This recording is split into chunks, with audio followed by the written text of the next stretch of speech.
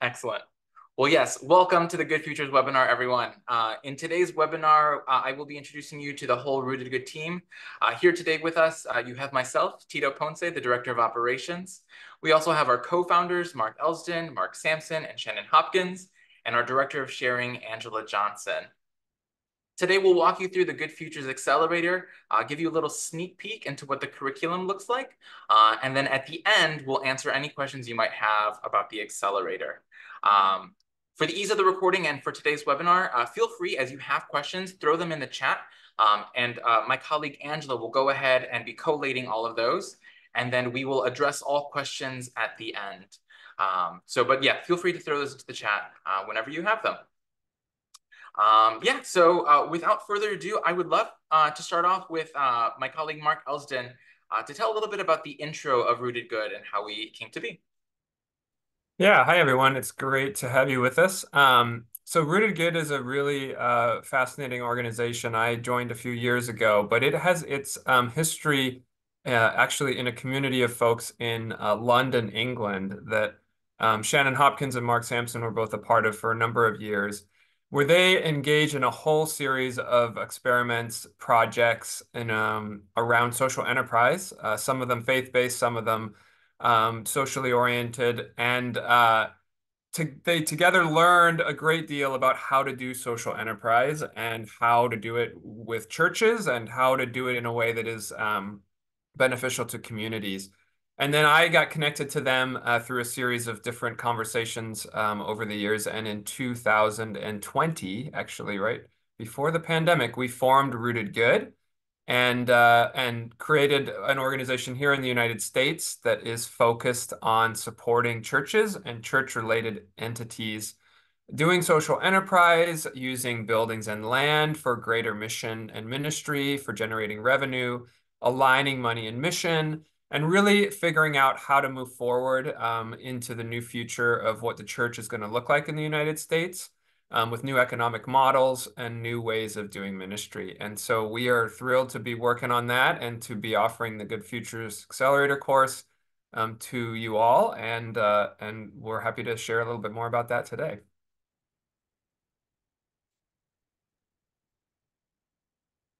Yeah, so the question is why good futures, right? And why now? And, for us, we believe in the future of the church and that this is a moment of great opportunity for the church in America.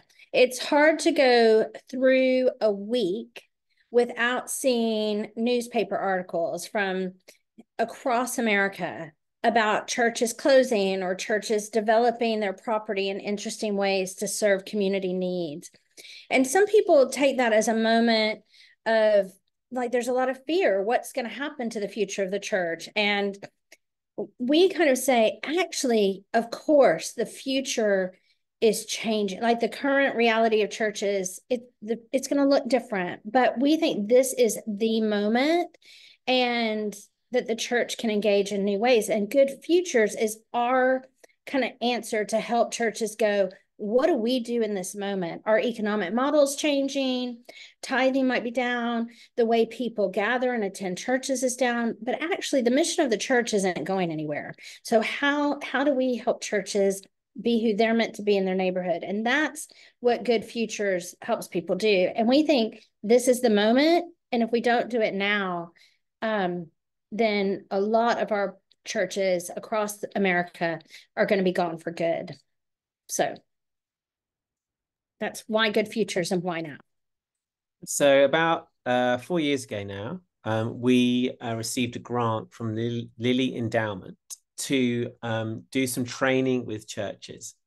And we decided to, based on our experience and our particular expertise, to train churches to start a social enterprise that does three things.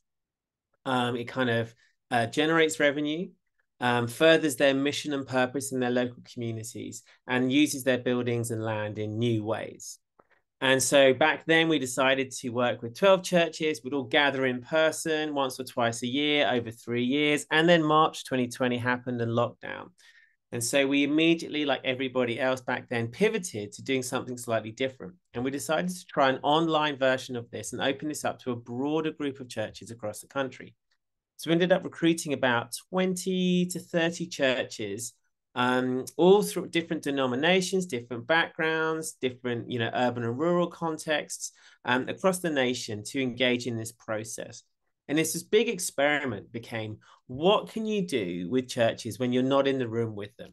When you provide them the materials, when you provide them the processes, what can happen? So this ended up being the pilot for what is now Good Futures.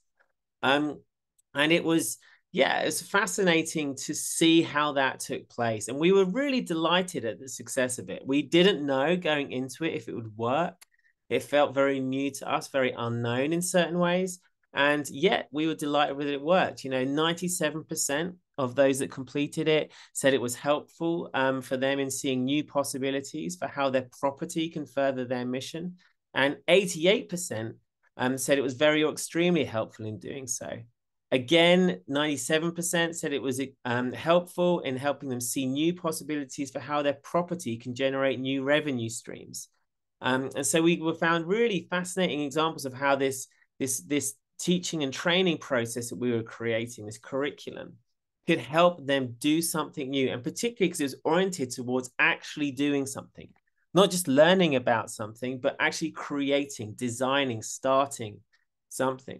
We've been delighted at some of the ideas that are now being sort of, enacted across the country. Everything from smaller scale kitchen-based social enterprises, working with low-income food entrepreneurs using the commercial kitchen the church has, to projects that work around, renting out car parking and other sort of partnerships with sort of non-profits through rental agreements, to business centers, and we'll talk a bit about that one later, to much bigger projects looking at questions of affordable housing, student supportive housing, and all sorts of other things. We'll unpack some of the stories later, but we were so pleased at the diversity of different models that churches were trying in their particular communities. We use the phrase social enterprise, and we'll unpack a bit about that as we go as well. Awesome. Thank you, Mark and Shannon. So now that you know a little bit of the context behind Good Futures and the why we decided to create this Accelerator program, I'd like to give you just a little bit of an insight of what the curriculum looks like. So I'll ask my colleague Angela Johnson to pull up the slides. And Mark Sampson, if you wouldn't mind, just sharing a little bit about the elements in the process of Good Futures. Yeah, so Good Futures is a multimodal process. And I had to learn this word later. It's a fancy word meaning different approaches to learning. So we have a whole set of different things. And we love physical materials. We love online learning, but we think there's something happens when you can interact and hold and read and sit around beautifully designed things as learning processes. And so our stuff has all of this. As you can see in front of you, there's the list of the different things that you have. On the bottom left of your screen is the participants workbook. And this is where everyone, this processes will learn involves small teams from congregations, and every team member will get a workbook, and they'll be doing some pre-work for each of 7 main sessions that they will go through. They'll do a bit of pre-work, and then they'll come together. We're thinking about once a month, so it's not a huge lift. And they'll start by sitting in front of these big worksheets that they'll sit in the middle of the table. You can see those in the bottom right of your screen, and we'll show you some more images of those. And each of these sessions starts with a video. So you'll watch a video that's online that will kind of unpack and introduce what you're going to be talking about and the sort of different conversations you're about to be having as a group. And then you'll work through this worksheet. There's a little host guide that can help which one of the team members is hosting that session just know a bit more about why things are ordered the way they are and how they can help move the conversation along. And we really do different things in each of the sessions. So the first session is an overview and introduction, where we unpack different social enterprise models, social enterprise being something that is an enterprise, so it's trying to generate revenue in some form, but it's oriented entirely towards some social purpose, some missional outcome. So we introduce that. and we give a bit of a sense of our own animating ideas and the different things that enliven us and give you as a church your first taste in this conversation. And the second session, you look at who you are, your identity as a church, your background, your story. We help you recover a story of innovation from your past. As we found, the more churches can understand that they've done this kind of work before, the more they feel confident in doing it again. And we help you understand who you know. It's a massive benefit for churches is their sort of social connections, their relationships in their communities. And then we move from who you are to sort of where you are. And we lead you through a whole exercises in session 3 about community listening. And you get out before that session and you do an exercise called I Spy, and you engage with your neighbors and you talk to them and you begin to understand what the particular opportunities and needs are in your community. Session 4 goes from sort of who you are to where you are to what you have. And session 4 is all about mapping your space. What do you have? What aspects of buildings and land do you have? What condition are they in? How much are they used? What opportunities might lie latent within them? And we give churches some processes there of kind of pausing and acknowledging that some things have happened in the past that aren't happening anymore, and creating that moment for kind of shared ritual together to move on into what might be a different future. From that, we take you into session 5, where you're actually coming up with the ideas. You're sort of beginning to think, okay, what might we come up with that could work? And we lead you through a process of picking an idea to take forward to the next stage. And then we help you think about demand. If this is going to generate revenue, how can we begin to test and see if people want this idea? If it's something that really connects with them, that they don't just think it's important, but they want to get involved. They're willing to, perhaps in certain instances, someone's going to spend some money on it. Someone's going to do everything differently. And in the end, we help you come up with a plan for getting launched in session 7. So 7 sessions. It's not rocket science, but it's a process. And we're delighted at how it's worked so far and how it's being picked up by churches across the country. Excellent. Thank you, Mark. So the Good Futures Accelerator, the secret sauce here is this multimodal approach that allows congregations to take a core team throughout this process that they can then engage their wider congregation with as well. So to talk a little bit more about that, I'd like to invite my colleague Mark Elsden to share a little bit about how Good Futures churches can bring their congregations into the process. Yeah, so the way this is designed is for a smallish group of around 5 or so is kind of our recommendation, leaders in the church, to be the core team that goes through the curriculum together. And that's to allow for good conversation, to allow everyone to be fully engaged in the process. Often that involves a clergy member and then some other leaders. Sometimes the clergy member is not involved. Sometimes churches don't have a clergy member and it still works just fine. To have that small group of people working through the process. Sometimes those would be board members or members of a session or something or other, but other times those are just other people in the church who might be interested in these topics. But it's really the thing about the process that's so valuable is to get clarity and then also some consensus in the congregation at large about where the congregation is going with regard to this effort. And so it's really important that this isn't just 5 people talking about it together on their own for months, but that there are ways to get the congregation involved. And we have built that into the process as it goes along. And so there are a few moments where a larger set of people are invited to be a part of it all. I Spy was mentioned. That is an exercise where a whole bunch of people from the congregation can go out into the community and listen and look for where God is at work and what's happening in their community and kind of discover some of that together. So that's both community listening, which is vital to the process, and a way to engage the larger congregation. Another part of the process that's really helpful is a game called Mission Possible, which is a super fun, super effective game that teaches design thinking and helps congregations and leaders learn how to ideate and innovate with new ideas, and in the midst of constraints and possibilities come up with new ideas. And that game can be played with the entire congregation in many cases. And that for some of our folks that have gone through the process, they've said it was one of the most formative, impactful experiences of the whole thing. And that helps kind of prime the congregation for where it ends up, and to get them wrapping their minds around what is this that we're actually doing, and thinking differently about all of this. And so that's really effective. And then there's another step along the way that's a space audit, like looking at the space that your building might actually have. What is there?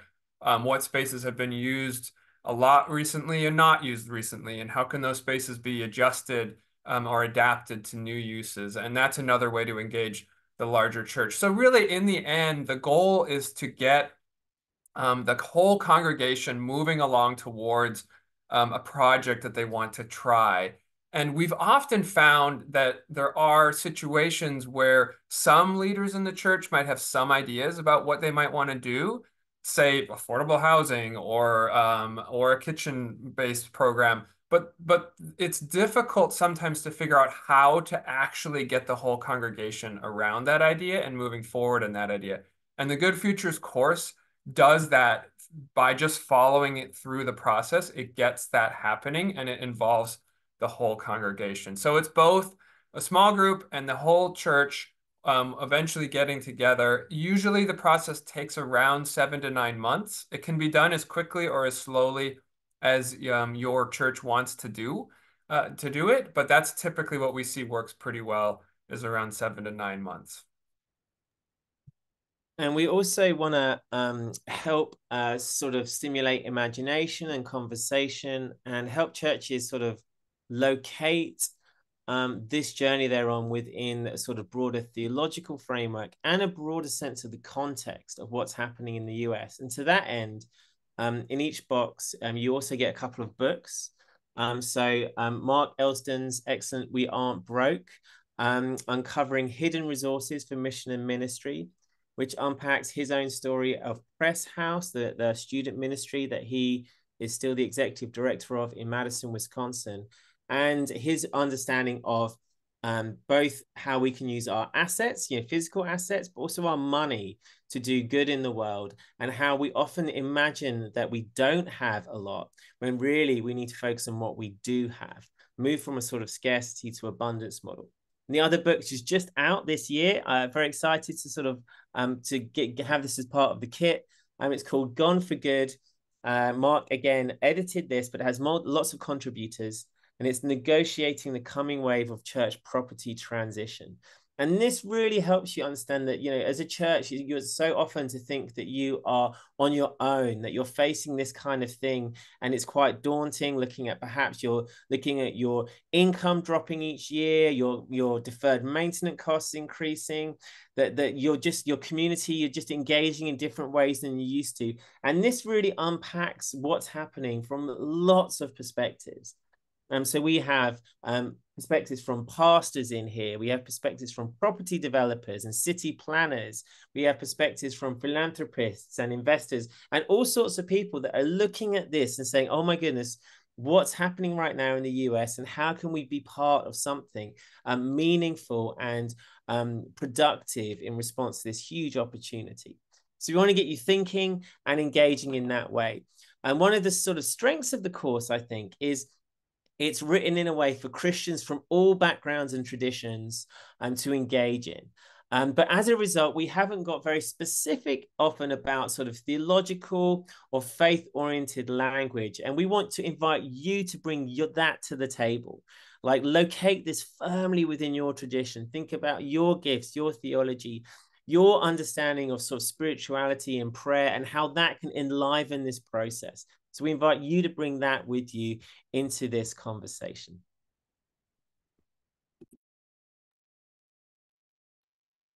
And so this is deep, deep work. And often we get the question from churches, how do they know if they're right for this process? How do they know if they're ready?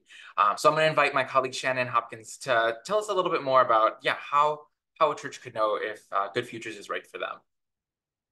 Yeah, thanks, Tito. In some ways, Good Futures is for any church that really wants to come up with new economic models, like new funding revenue, new ways of doing mission that generate income. In some ways, it's for any church that wants to do that.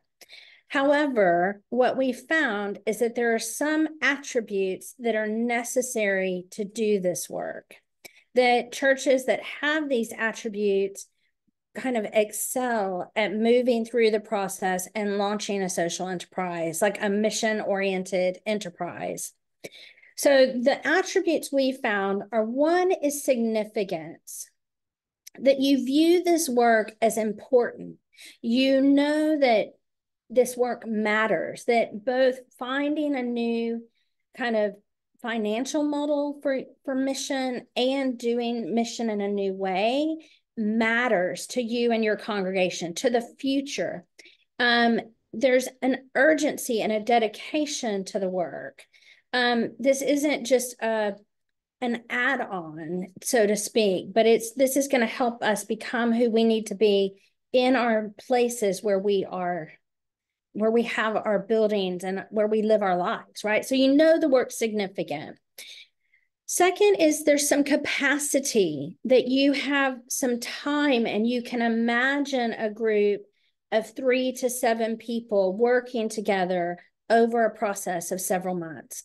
Now, that said, we have seen groups change, and I think of it a little bit like a relay race. So we have had churches go through the process where one group started and then someone got ill or someone else had something happen and they've kind of passed the baton and somebody else from the congregation took their seat. So we have seen that, but if you can't imagine a group of people from the congregation working together over a period of time and giving it some real investment of time, then it's probably not the right thing for you. Like, it is going to require 7 group meetings, and there's a couple of times to do these other exercises. So the attributes, it's significant work. We've got some capacity to do it. Another is an imagination, that if you're open to using your buildings and land in ways that might be unanticipated or unconventional, like you can imagine something different happening in your space. You don't have to know what that is, but you're open to something new happening. So we find that churches need that attribute to do this work well. You need some amount of leadership and decisiveness. Some people talk about this as just a healthy culture for decision-making, that you can make decisions and move forward, that's important. We also find, and this is probably the biggest one, that you're still in a discernment phase. If you've already decided you're going to do something and you've broken ground on that project, this is not the process for you. But if you think you know what you want to do, but you don't know how you're going to get there, this could still be the process for you. So we've seen churches come in that think, well, we know we're going to do affordable housing, or we know we're going to do a co-working space. And then they go through the process and they're like, well, we couldn't even get, actually, before we even do affordable housing, we need to do this, and we can launch that, within the year. So you're in some discernment phase. That's important. Collaboration, that there's a willingness to work, not just within the group and the congregation, but you're willing to listen to the community and research the strengths and needs in the community as well as in the congregation. So there's some amount of a collaborativeness in the congregation and a willingness to partner with others. And now we've seen a lot of congregations that started this process. When they started, they're like, oh, we have to do it all. Like, if we do housing, we're going to have to become the builders and the building maintenance, or I'm going to do co-working. We've got to learn how to do it all from within the congregation. There's much relief to everyone when they realize, oh, we don't have to do that. We can partner with experts that do that. But you're willing to work with others. That's essential.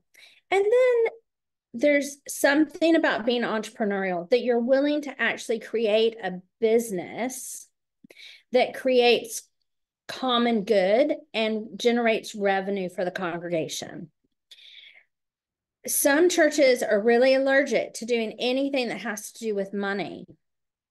That's not tithes and offerings. They're to do this process.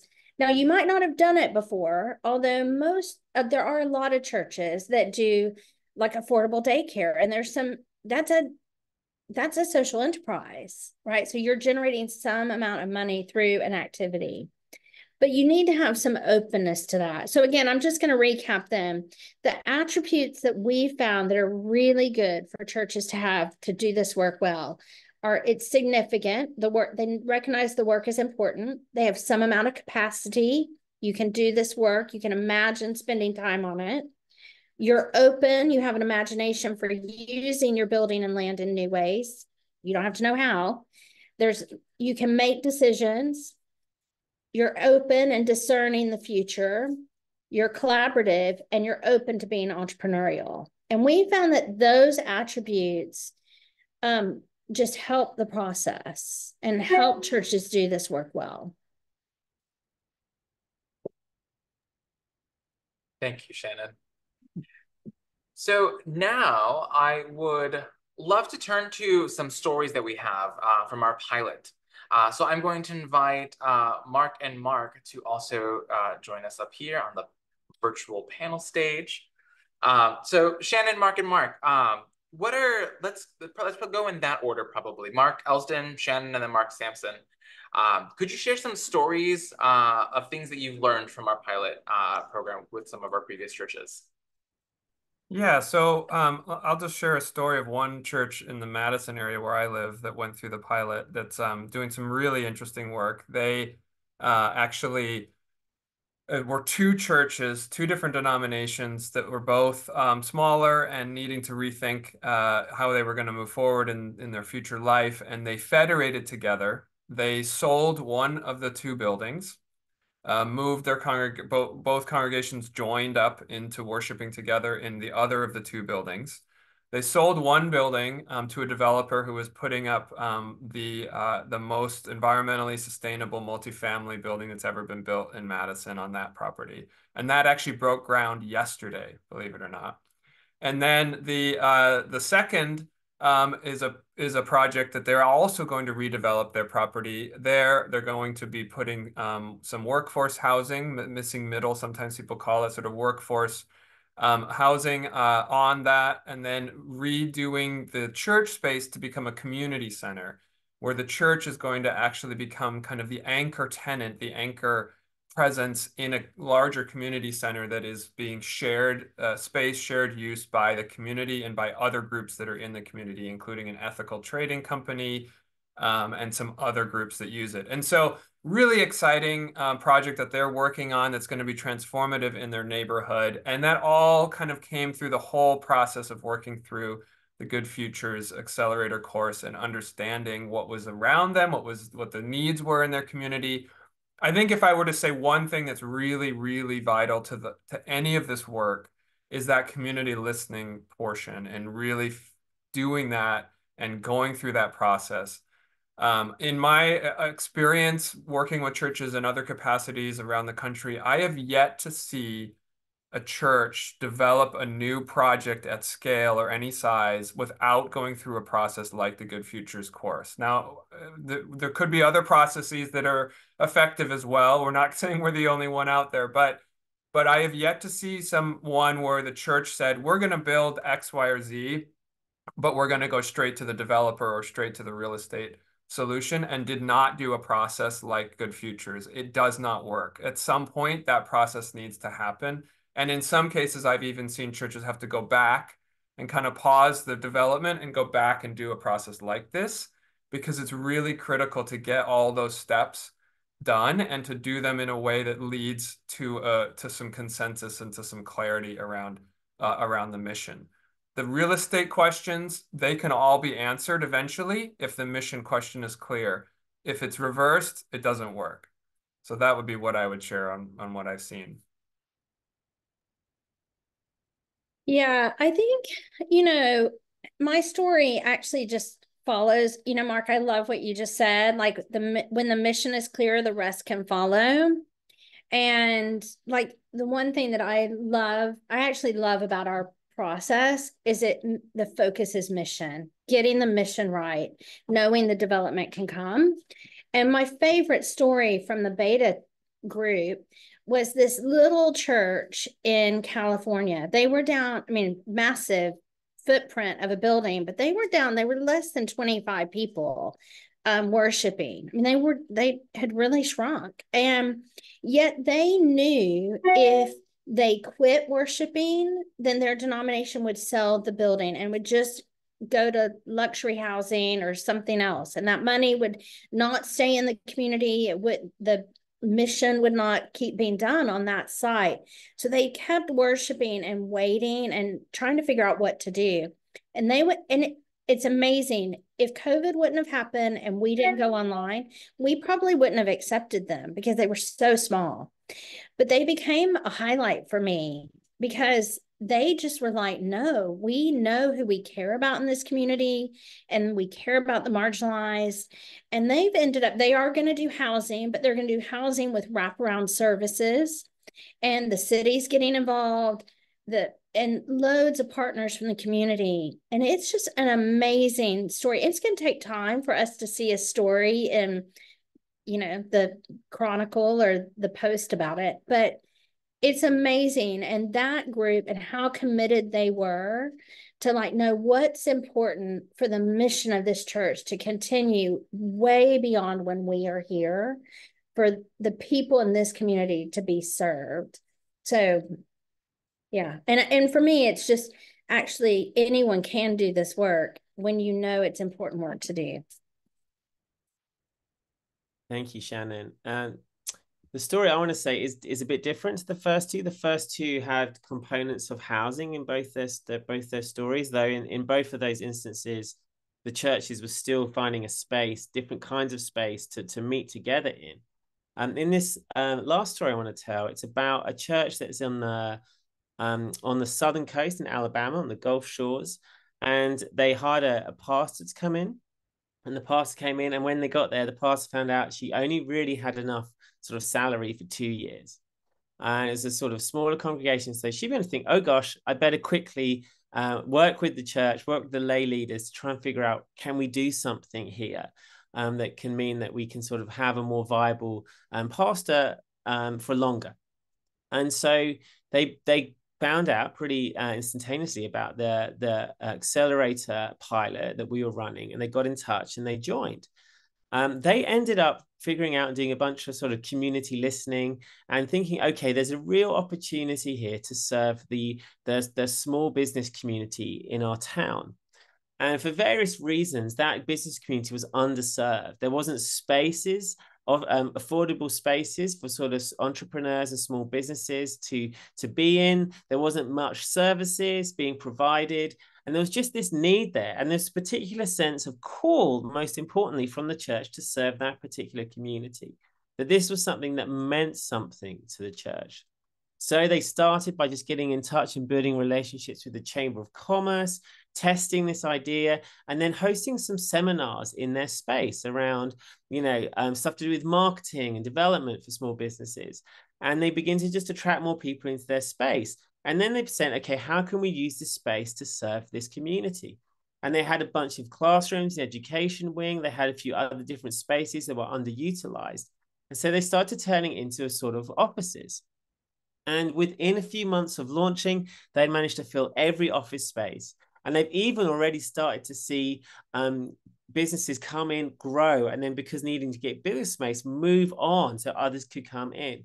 And they've helped create this sort of hub of entrepreneurship and business community. And these are the people they serve. These are their kind of the members in the community they feel particularly called to serving. And this has been able to generate new revenue for the church. And so they're in a much more sustainable place financially with a renewed sense of their mission.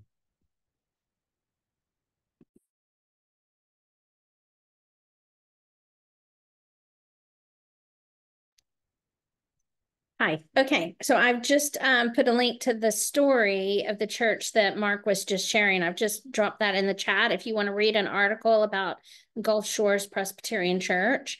It's a lovely story. So, and earlier I put a link in the chat to the Lake Institute story shelf. So there are lots of stories of churches doing really interesting work in the space.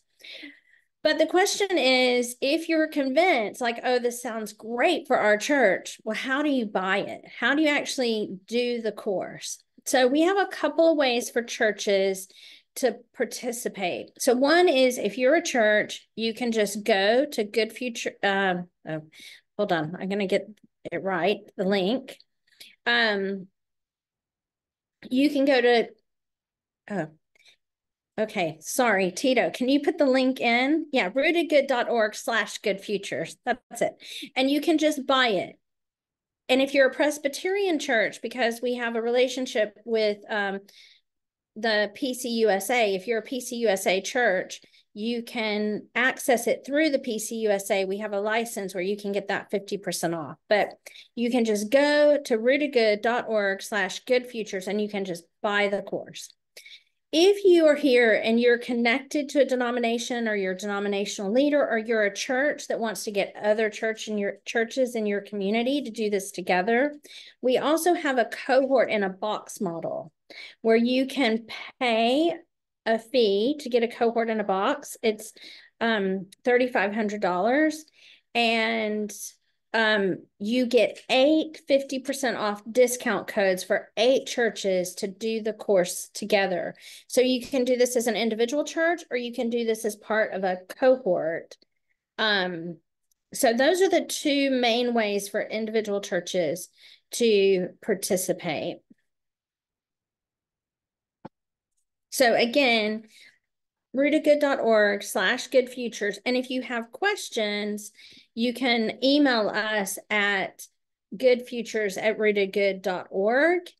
And just to say, everyone that's participating in this webinar, there's a discount code at the end of the course to get 15% off the course. So wherever you are, and that applies to both the cohort and the individual church fee.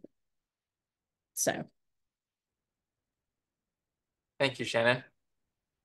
So now that thank you all so much. Yeah, to Mark, Shannon, Mark, and Angela for helping us learn a little bit more about the Good Futures Accelerator. I'd love to open up the remainder of our time to any questions that you all might have. Some of you have been throwing some questions in the chat, so thank you so much for doing that. And Angela has compiled those for us. So I am going to bring the co-founders back onto the spotlight.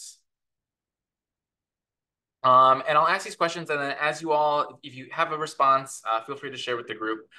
If you still have questions, feel free to throw those into the chat and we'll get to them. But I'd love to start us off with one of the first questions that we received today. So do any of the written materials get into legal challenges to be overcome, legal structuring of enterprises, especially in ensuring that a church's tax-exempt status isn't at risk? New income streams make some of my elders curious or nervous. Well, you actually don't even need to wait for the course to have some of that answer, because we're giving away our what about taxes resource to everyone who participated in this webinar. So that should be available. I don't know, Tito, if you can explain how that will happen. I'm not sure the mechanics of it, but that's going to be available, correct? Yeah, I believe everyone should have received a copy of it when you RSVP'd. If not, reach out and I can get that to you. Yeah, so that is a good primer on the question of taxation. And, just to sort of state very briefly here, we have yet to see an idea for a social enterprise that a church wants to do be prohibited by tax questions. So there are always ways to work, structure an organization, structure the legal elements, deal with taxation, sometimes just simply pay taxes as part of the cost of doing the business. But yet we have yet to see that prohibit or stop any of the ideas that churches have come up with. So we do understand that makes people nervous, but there's almost always a way to work that out. And I've just put a link also, do email us for the tool, but also a link to the blog post about the tax tool. The What About Taxes is in the chat. And kind of maybe similar or relatedly, Could you share a little bit about what is the financial literacy necessary to engage in this process effectively? Yeah, and that's a really good question. So Shannon mentioned something earlier, which I think is absolutely key to this whole approach for churches. So as churches, we're used to responding to every need and opportunity with our internal resources. So we think about maybe our primarily our volunteer capacity. So we bring people together, and then maybe we try and raise some money, or we do something. We use our space. We respond with what we have internally. But this kind of work, and I think for a lot of work churches are going to do moving forwards, we need to think not just internal resources, but external resources as well. And we have found that partnerships are crucial to doing this work well.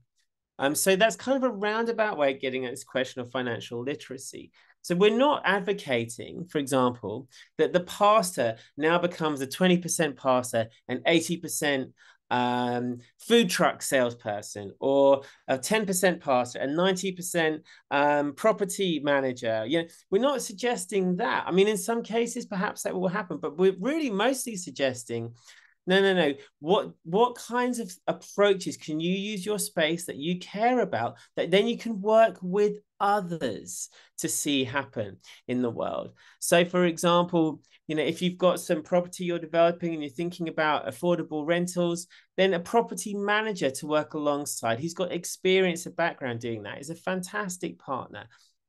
If you're thinking you've got some space where there could be a food-based social enterprise, you don't necessarily have to create that from scratch. You can try and find young food entrepreneurs in your neighborhood that are looking for a space and enter a partnership with them. So there's ways that you can partner with people that bring in expertise and talents and skills from the outside. And lots of people are looking for spaces in which and people to collaborate and work with. So I'll have to say that. Now, of course, there will be some financial literacy, as is required by a church anyway, right? Like in terms of, you've got to know how much money is coming in, what your spending is, how you can budget successfully, how you can sort of relate to your stakeholders in that way. And so that's going to keep going. And that obviously will have some different income lines and so on and so forth, and perhaps some different costs. So there is work to do in that space. But just want to assure you that you don't have to become experts in everything in order to see this work well, because partnership is key. I think I would just add simply that the process is designed really to assume no prior knowledge of anything.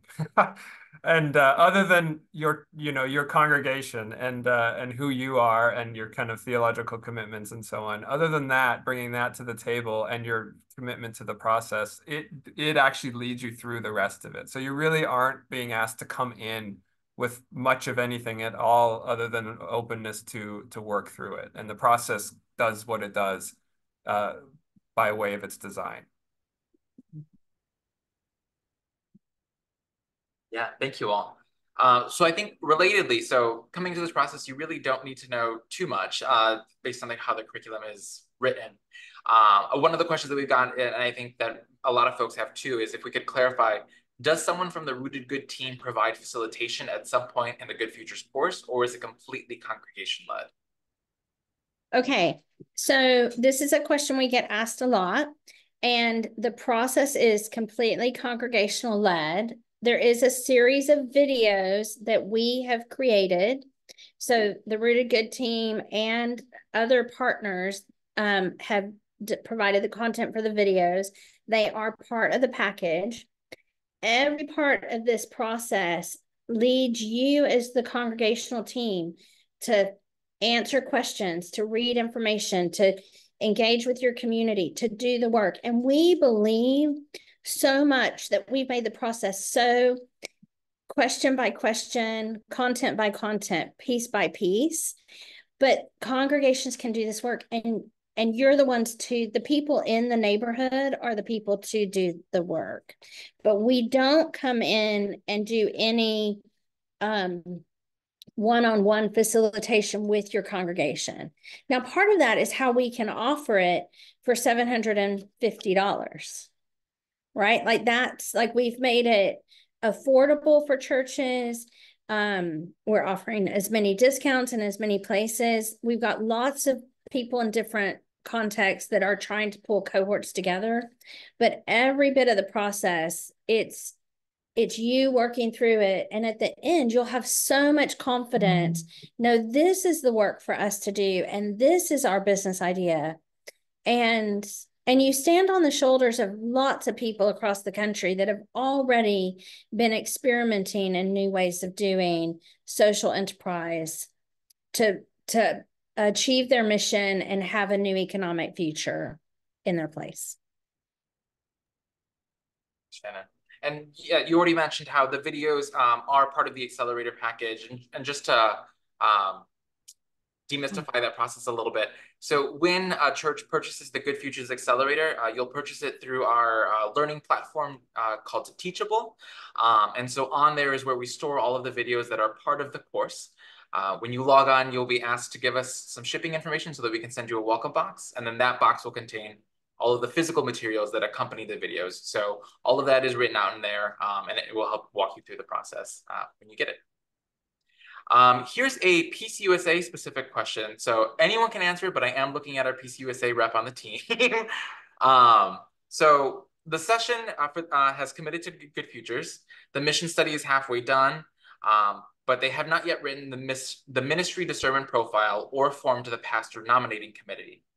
Would you say the best practice would be to do a concurrent search or do Good Futures and then the ministry discernment profile at pastor search? Yeah, I guess I'm answering that because I'm a ordained Presbyterian, and that's good work, Tito, with getting that PNC acronym correctly. Yeah, that's a great question. I think I don't know that I have a definitive answer. I think I would probably suggest that it depends a little bit on the nature of the church and the church's leadership and kind of the way the church lay leadership and pastor leadership have interacted or will interact in the future, right? So there are some congregations, even in the same denomination, that tend to be more pastor-led, and there are others that tend to be more lay-led in these sorts of questions, these sorts of strategic questions. And so I think that would be a determining factor of which way to do it. If it feels like you could get started and the lay leadership could keep it moving and the pastor would come into something that's already underway and that would work in your setting, I would say go for it and don't wait, because part of the issue with some of this stuff is there's some long timelines with some of this stuff, and it's great to just get started. If, however, the culture is one where the church is really waiting for the pastor to come in and lead them in all of aspects of kind of where it's going, then it might make more sense to wait, bring that person on and have them be a part of the group from the beginning. So I think I would say it depends a little bit on how you feel like that relationship works between the pastor and the lay leaders. The other thing that could be said, I guess, is that this is the sort of process where you can start it and pause it. You can start it and kind of run through it and then have a sort of a tentative plan because you get to an idea and then you hold the idea.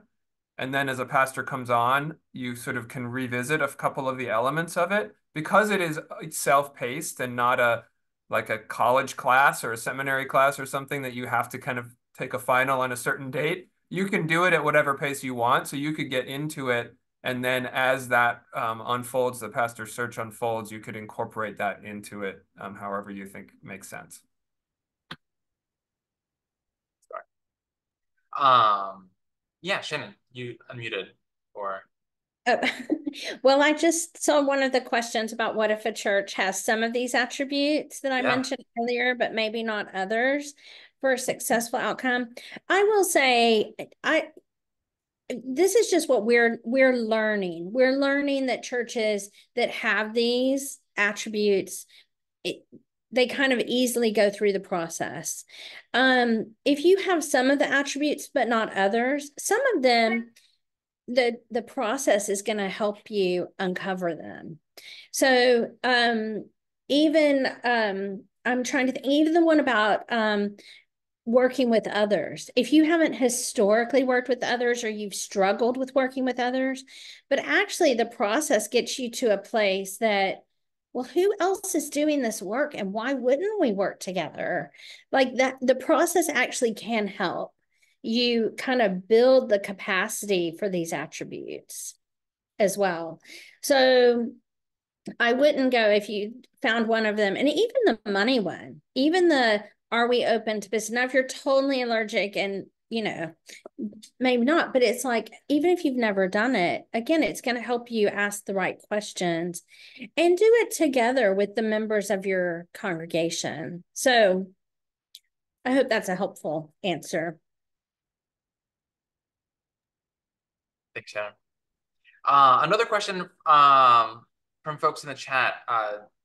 Do any of you have suggested or preferred partners, such as accounting firms that can understand the complexities of multiple LLCs and 501c3s, or legal counsel that understands these processes?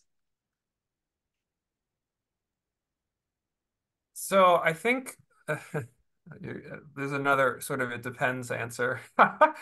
I think what we see that typically works best is the first two places I would look would be locally. So I think a lot of this stuff is really quite local, and particularly some of the tax questions and certainly like property tax issues and those sorts of things are very local. So I would always start with local accounting and local legal support. And that would be a matter of trying to reach out and have conversations with people of who are experts in nonprofit accounting. It doesn't need to be church actually, but nonprofit accounting for sure, and nonprofit legal support. The other would be if you're attached to a denomination, see what your denomination has to offer. So again, in the PCUSA, which is my denomination, we have legal counsel at the national level, and they will provide support and at least some guidance and at least some initial guidance. They may not be able to walk you through all aspects of everything you're looking for, but they'll be able to point you in the right direction. So I would say the other thing to do is pick up the phone, and if you're connected to a denomination, call them and find out what they have. And we're seeing denominations more and more trying to sort of bolster and beef up the ask this sort of thing in their national offices to address some of these questions. Great.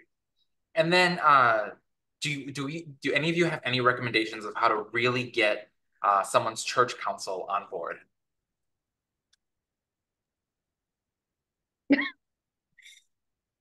I was trying to figure out if Mark Elston was leaning in to answer that, or.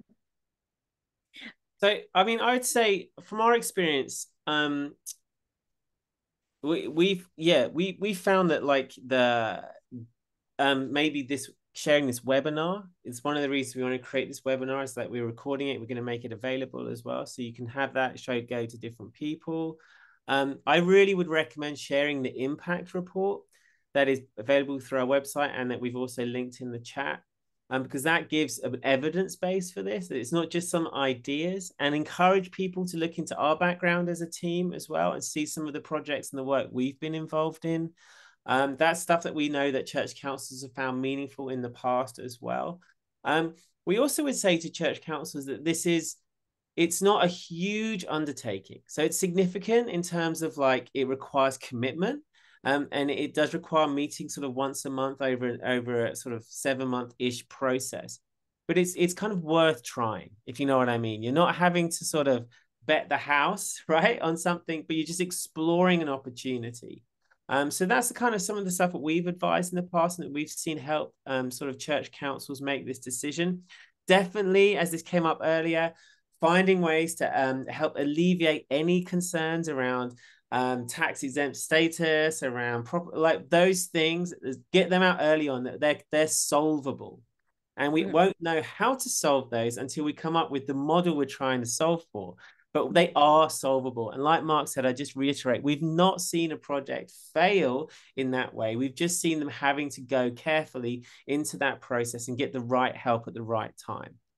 So alleviate some fear, show them a little bit about the sort of robustness and the sort of evidence base for the product, the materials that you're going to have. And yeah, just encourage them to look into it. That's what we'd recommend. Anything else from the team? Somebody in the chat said, tell the stories, tell the stories of success. So I think that's, and yeah. I think that's great. Yeah, Elizabeth Lynn in the chat actually made a very great point. If we emphasize the process in and itself is capacity building, that is correct. I mean, the process in and of itself will help you learn and clarify a great deal, regardless of what the outcome actually is. And in that sense, I think it's really beneficial. And to reiterate what was stated earlier, a sense of consensus and direction is sort of one of the main outcomes that it produces, and that's hard to do.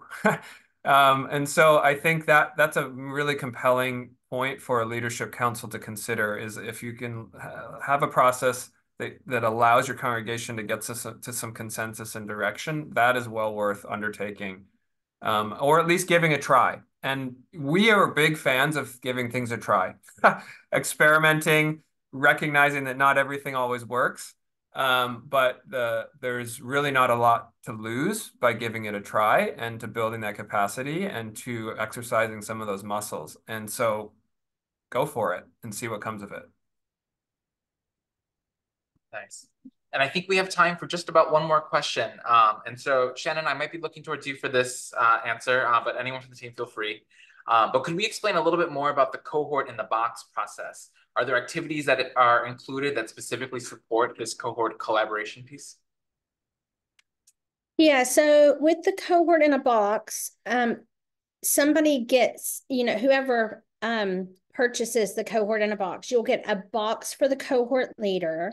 You get a specific cohort facilitation guide with all about how to run this from a cohort perspective. And just to say, we also give you some options. We've seen people, you can lead the cohort synchronously or asynchronously. So with everyone all together, or churches going at their own pace, but coming together. And we've seen both work. And then you also get a coaching call, some time with us. And we, that's we do that little wraparound support. And then also we're just here for the cohort leaders. If you kind of go, my cohort, this is what we found, we can hop in to help you as things arise with the cohort in a box. So there is extra material. There's not so much lots of extra activities, but there's extra resources for the cohort leader to do the cohort in a box. Excellent. Well, yes, thank you, Shannon. Thank you, Mark. Thank you, Mark. Thank you, Angela. And thank you all so much for joining us today for our info webinar on the Good Futures Accelerator. Later today or later this week, we'll send you a copy of today's recording. And of course, if you have any other questions that you didn't get a chance to ask today, feel free to send those to us at our goodfutures@rootedgood.org email, and we'd be happy to answer those for you. I know that we have a coupon code, and maybe it's on the slide, maybe it's not, but if it is, if we can get that on the screen, ta-da, there it is.